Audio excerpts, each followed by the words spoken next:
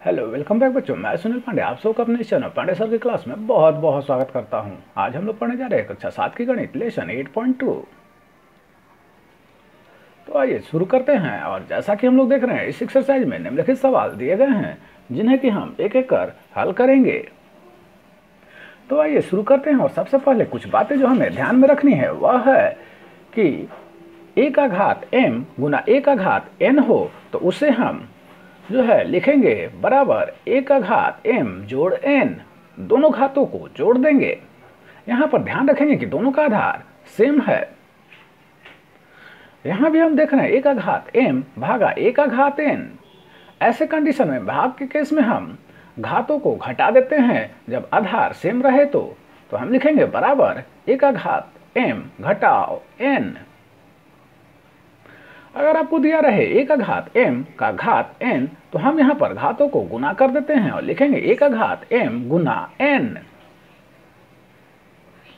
अगर रहे a का घात m गुना b का घात m, यहाँ पर दोनों आधार अलग अलग हैं लेकिन घात जो है दोनों का सेम है, तो ऐसे केस में हम आधार को गुना कर देते हैं और लिखेंगे a गुना b का घात m। अगर आपको दिया रहे a का घात m भागा b का घात m, यहाँ भी हम देख रहे हैं कि आधार अलग अलग है और घात सेम है, तो हम ऐसे लिखेंगे कि a भागा b का घात m। और अगर आपको दिया रहे किसी भी संख्या का घात 0, जैसा कि यहाँ पर दिया हुआ है a का घात 0, तो वह बराबर होगा 1 के। तो इन सारी बातों को आप ध्यान में रख करके आने वाले सवालों को आसानी से हल कर सकते हैं। तो पहला सवाल है, सरल कीजिए और उत्तर को घातांकीय रूप में लिखिए। तो पहला है 7 का घात 2 गुना 7 का घात 4 गुना 7 का घात 8। यहाँ पर हम देख रहे हैं कि तीनों का आधार सेम है, तो हम ऐसे कंडीशन में जो है लिखेंगे 7 का घात 2 जोड़ 4 जोड़ 8। तीनों घातों को जोड़ देंगे। इस प्रकार यह हुआ 7 का घात 14। दूसरा सवाल है 3 का घात 10 भागा 3 का घात 6। यहाँ भी हम देख रहे हैं कि दोनों आधार सेम है, तो हम घातों को घटा देंगे। तो यह होगा 3 का घात 10 घटाओ 6 बराबर हुए 3 का घात 4। तीसरे नंबर पर है d का घात 2 गुना d का घात 3। तो यहाँ हम देख रहे हैं आधार दोनों का सेम है और गुना है, तो हम घातों को जोड़ देंगे और लिखेंगे d का घात 2 जोड़ 3 बराबर हुए d का घात 5। चौथे नंबर पर है 5 का घात x गुना 5 का घात 2। यहाँ भी आधार सेम होने के कारण घातों को जोड़ देंगे और लिखाएगा 5 का घात x जोड़ 2। पांचवें नंबर पर है 5 का घात 3 का घात 2 भागा 5 का घात 3। तो सबसे पहले हम 5 का घात 3 गुना 2 करेंगे, तो वह हो गया 5 का घात 6। अब लिखेंगे भागा 5 का घात 3। यहाँ पर दोनों आधार सेम है, तो अब भाग के केस में घातों को घटा देंगे और लिखेंगे 5 का घात 6 घटाओ 3 बराबर हो गए 5 का घात 3।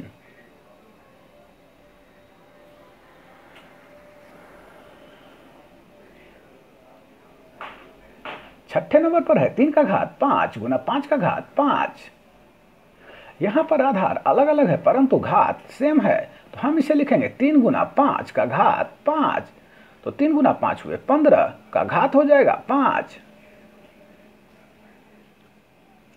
सातवें नंबर पर है a का घात 4 गुना b का घात 4। यहाँ भी हम देख रहे हैं कि आधार अलग अलग है और घात सेम है, तो हम इसे लिखेंगे a गुना b का घात 4। आठवें नंबर पर है 2 का घात 20 भागा 2 का घात 10 गुना 2 का घात 3। तो सबसे पहले ब्रैकेट के अंदर का जो है उसका क्रिया करेंगे, तो यह होगा 2 का घात 20 घटाओ 10 और बाहर लिखेंगे गुना 2 का घात 3। तो 20 घटाओ 10 हो गए 10, तो 2 का घात 10 और गुना 2 का घात 3 है, तो उसे हम जोड़ देंगे 3 को 10 के घात में 10 के साथ, तो यह हो गया 2 का घात 13।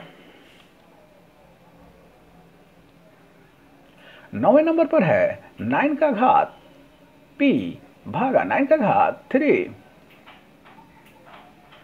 तो हम इसे लिखेंगे 9 का घात p घटाओ 3। दूसरे नंबर पर है सरल कीजिए और घातांक के रूप में उत्तर लिखिए।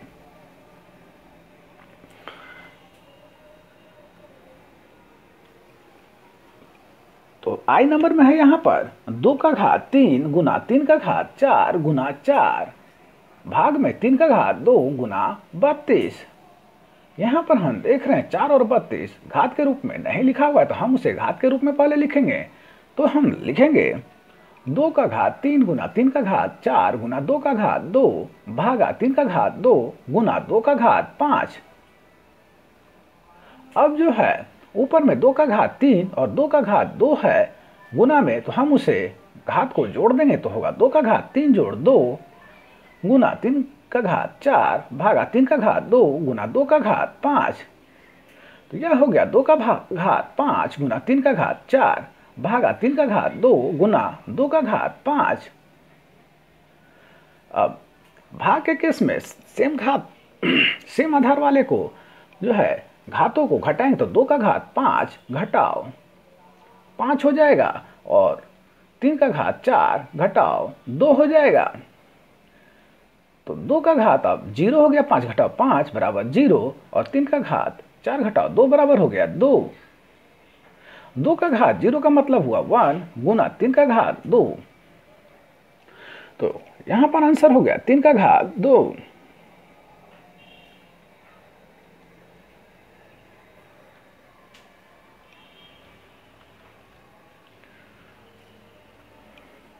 दूसरे नंबर पर है 5 का घात 3 का घात 2 गुना 5 का घात 3 और बाहर है भागा 5 का घात 6। तो पहले हम 5 का घात 3 गुना 2 करेंगे तो 5 का घात 6 गुना हो जाएगा 5 का घात 3 और बाहर रहेगा भागा 5 का घात 6। अब इसे लिखेंगे 5 का घात 6 गुना 5 का घात 3 और बाहर लिखेंगे भागा 5 का घात 6। तो ब्रैकेट के अंदर गुना है तो हम सेम आधार वाले को जोड़ देते हैं, तो यह हो गया 5 का घात 6 जोड़ 3 भागा 5 का घात 6। तो यह अब हो गया 5 का घात 9 भागा 5 का घात 6। यहाँ भी आधार सेम होने के कारण घातों को घटाएंगे तो यह हो गया 5 का घात 9 घटाओ 6 बराबर हो गया 5 का घात 3।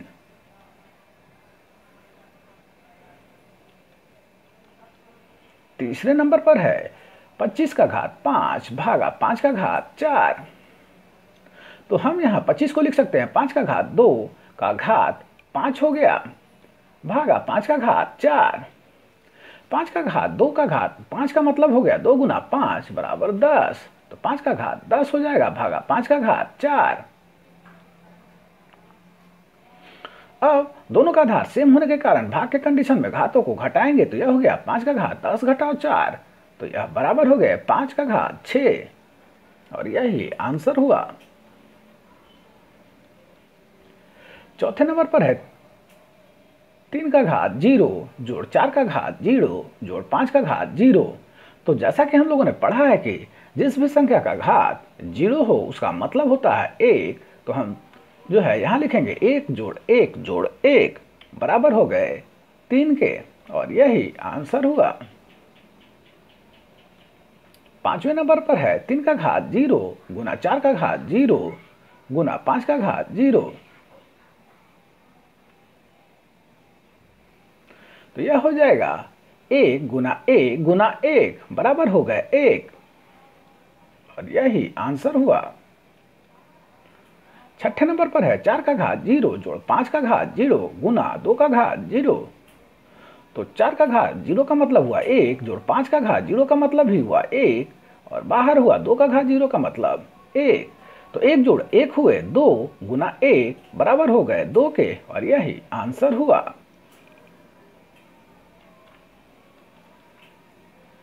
सातवें नंबर पर है 11 का घात 6 गुना 13 का घात 3 गुना 3 भागा 39 गुना 11 का घात 2। तो इसे हम जो है यहां पर 39 को हम लिखेंगे 13 गुना 3। अब जो है भाग के केस में जो घात घटेगा उसे हम घटाएंगे, क्योंकि ऊपर में 11 का घात 6 है और नीचे 11 घात का 2 है, तो हम 11 पर घात 6 घटाओ 2 करेंगे, गुना 13 का घात 3 में घटाएंगे 1, क्योंकि नीचे 1 13 है, और साथ ही लिखेंगे गुना 3 का घात 1 घटाओ 1। इस प्रकार 11 का घात 6 घटाओ 2 का मतलब हुआ 11 का घात 4, गुना 13 का घात 3 घटाओ 1 का मतलब हुआ 13 का घात 2, और गुना 3 का घात 1 घटाओ 1 का मतलब हो गया 3 का घात 0।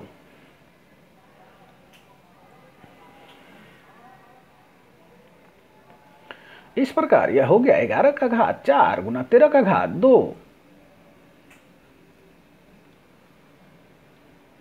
और यही आंसर हुआ।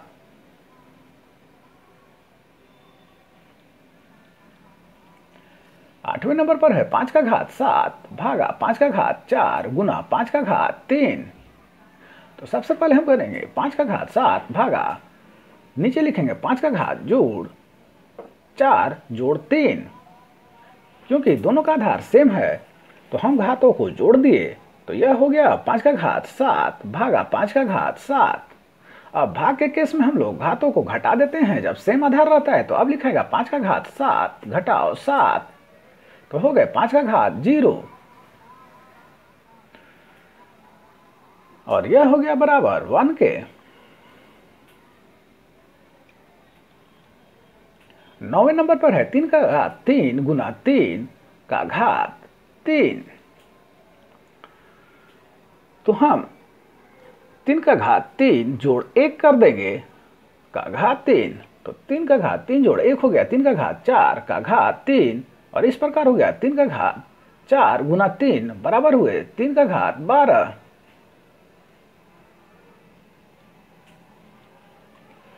10वें नंबर पर है 5 का घात 8 गुना 1 का घात 5 भागा 25 का घात 3 गुना 1 का घात 3। नीचे 25 का घात 3 को हम लिख सकते हैं 5 का घात 2 का घात 3। इस प्रकार यह हो जाएगा 5 का घात 8 गुना 1 का घात 5 घटाओ 3, नीचे लिखाएगा भागा में 5 का घात 2 गुना 3। यह हो गया 5 का घात 8 गुना 1 का घात 5 घटाओ 3 भागा 5 का घात 6। अब यह लिखाएगा 5 का घात 8 घटाओ 6 गुना 1 का घात 2 बराबर हो गए 5 का घात 2 गुना 1 का घात 2, और यही आंसर हुआ। अथवा आप दोनों आधारों को गुना करके घात को बाहर कर सकते हैं, तो यह लिखाएगा 5a का घात 2।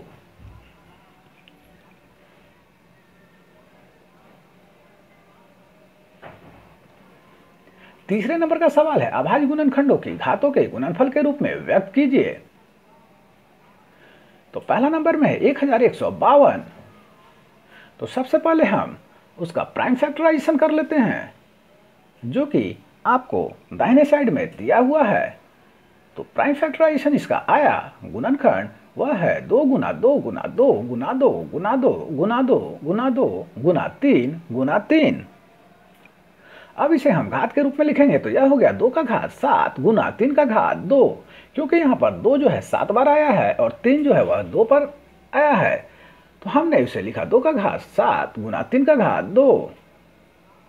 दूसरे नंबर पर है 64 गुना 81। तो 64 गुना 81 को अगर हम गुणनखंड अथवा प्राइम फैक्टराइजेशन के रूप में लिखेंगे, तो यह होगा 2 गुना 2 गुना 2 गुना 2 गुना 2 गुना 2 गुना 3 गुना 3 गुना 3 गुना 3। तो यहाँ 2 जो है 6 बार आया है और 3 जो है 4 बार आया है, तो इसे घात के रूप में जब लिखेंगे तो यह लिखाएगा 2 का घात 6 गुना 3 का घात 4, और यही आंसर हुआ। तीसरे नंबर पर है 540। तो 540 का प्राइम फैक्टराइजेशन इस प्रकार हम कर लेते हैं अथवा गुणनखंड निकाल लेते हैं, तो वह हुआ 2 गुना 2 गुना 3 गुना 3 गुना 3 गुना 5। तो 2 यहाँ पर 2 बार आया है, 3 जो है 3 बार आया है और 5 1 बार आया है, तो इसे हम लिखेंगे घात के रूप में 2 का घात 2 गुना 3 का घात 3 गुना 5, और यही आंसर हुआ। चौथे नंबर पर है 27 गुना 48 गुना 72। तो यहां पर हम लिखेंगे 27 के लिए 3 गुना 3 गुना 3, 48 के लिए लिखेंगे 2 गुना 2 गुना 2 गुना 2 गुना 3, और 72 के लिए लिखेंगे 2 गुना 2 गुना 2 गुना 3 गुना 3। इस प्रकार अब हम 2 को एक जगह और 3 को एक जगह कर दिए, तो वह हो गया 3 गुना 3 गुना 3 गुना 3 गुना 3 गुना 3 गुना 2 गुना 2 गुना 2 गुना 2 गुना 2 गुना 2 गुना 2। इस प्रकार यहाँ 3 जो है 6 बार आया है और 2 जो है 7 बार, तो घात के रूप में लिखेंगे 3 का घात 6 गुना 2 का घात 7।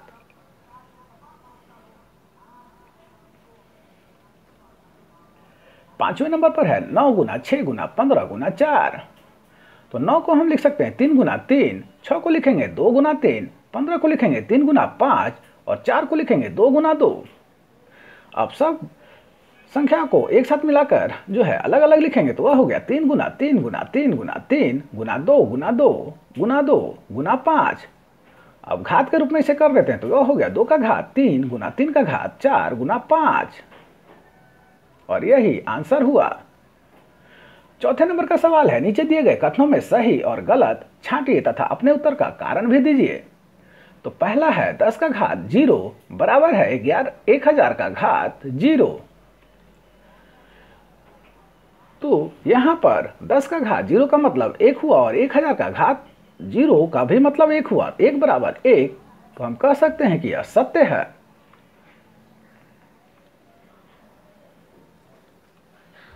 दूसरे नंबर पर है 4 का घात 3 गुना 3 का घात 2 बराबर 12 का घात 5।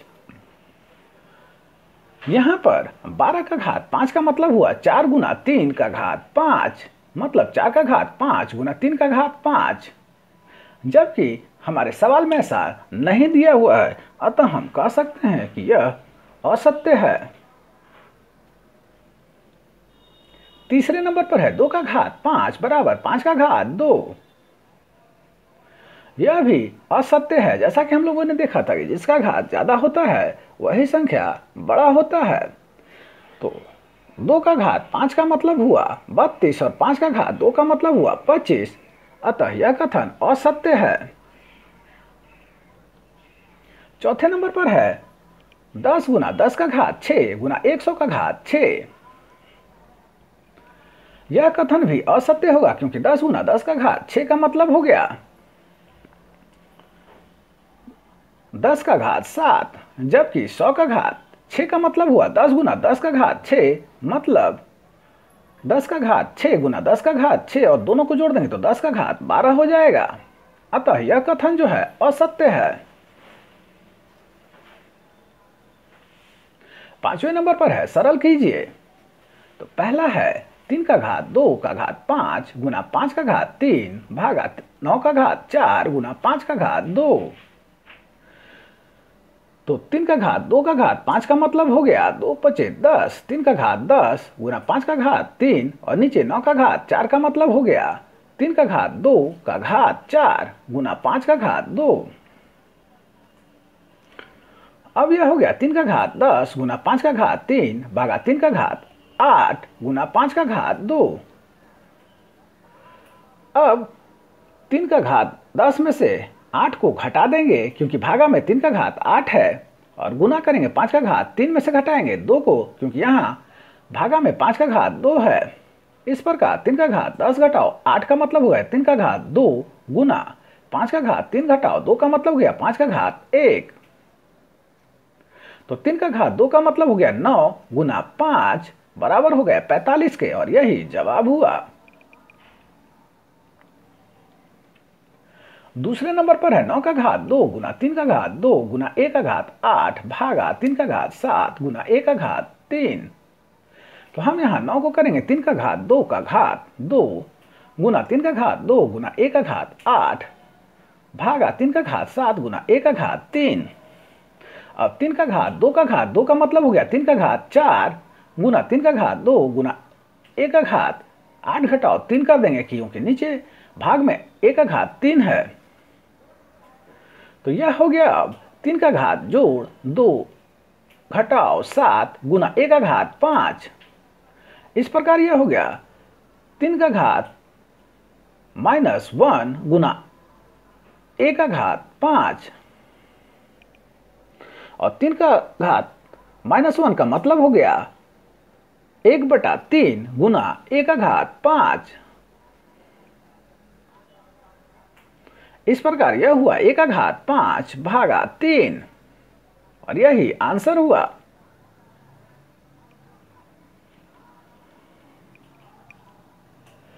तीसरे नंबर पर है 3 का घात 5 गुना 10 का घात 5 गुना 25।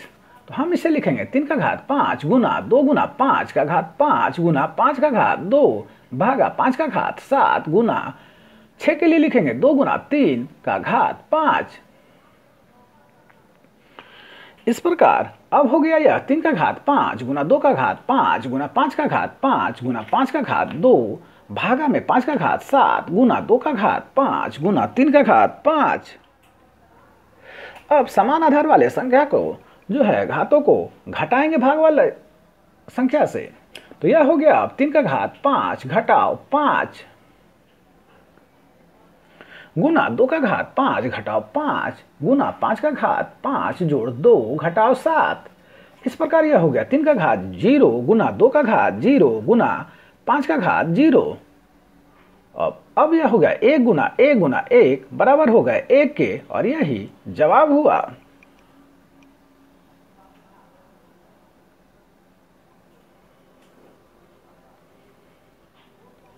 तो आप सबको हमारा प्रयास कैसा लगा हमें जरूर कमेंट कर बताएं। हमारे इस चैनल पांडे सर की क्लास को जरूर सब्सक्राइब करो और बेल बटन को दबाएं ताकि आने वाले वीडियो को नोटिफिकेशन आपको मिलता रहे। दूसरों के साथ शेयर करो और हाँ लाइक करना तो बिल्कुल ना भूलें। आपका लाइक करना हमारी मेहनत का पसंद है फल है।